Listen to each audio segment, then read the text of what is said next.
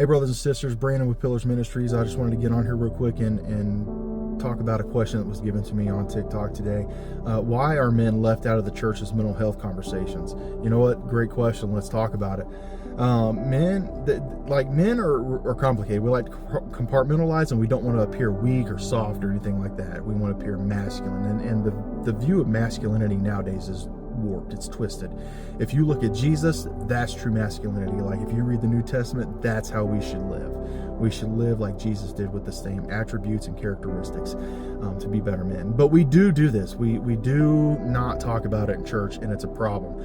I ask all the time, why are we not talking about this? Like somebody will come in with a mental health issue or broken, just a sinner, and they feel shunned, judged, whatever the case may be. And that's because we as Christians tend to put on this persona, illusion, or mask that everything is fine in our lives when it's not. We're broken, and we need to start talking about it. That's why we're at church. So the church is full of what? Sinners, people who have sinned and are broken, and God is fixing us and utilizing us to expand his kingdom. Some statistics here.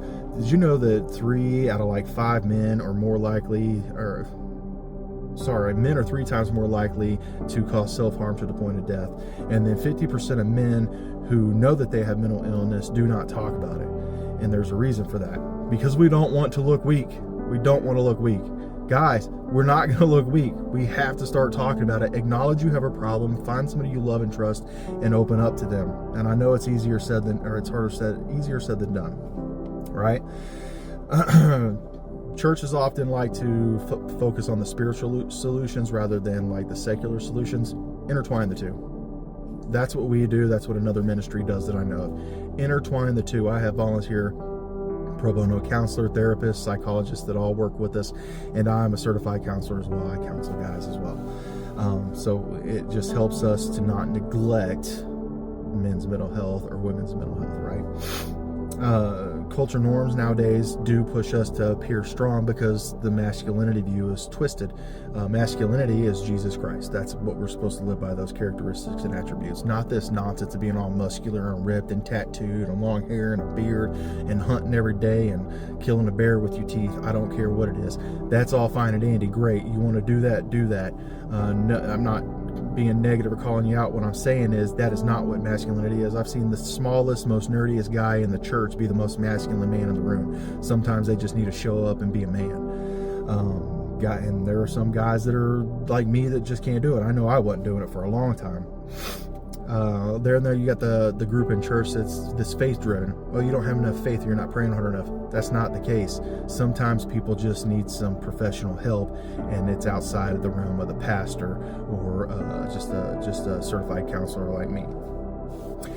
So what we need to do within the church is to acknowledge this. Is one, the pastors need to start talking about it, preaching about it. Mental health is in the Bible. Jesus had mental health struggles as well, and when he was on earth as a man. And we need to start preaching about it. We need to start talking about it.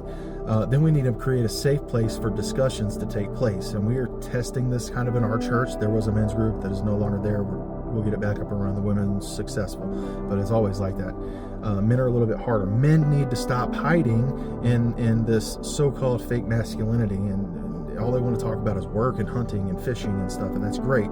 But we need to start talking about Jesus. So we need to make the church a safe space for men or anybody to talk about, and break this stigma. Only we can do this as the Christians. We are the church. It's not the building you're in, and the pastors do need to start talking a little bit more about it. And we need to be more loving, open, and honest with ourselves so people can see Jesus in us. Admit you have some issues. Admit you're a sinner. Admit you're broken, and let's rock this out and expand the kingdom of God. Stop leaving people behind.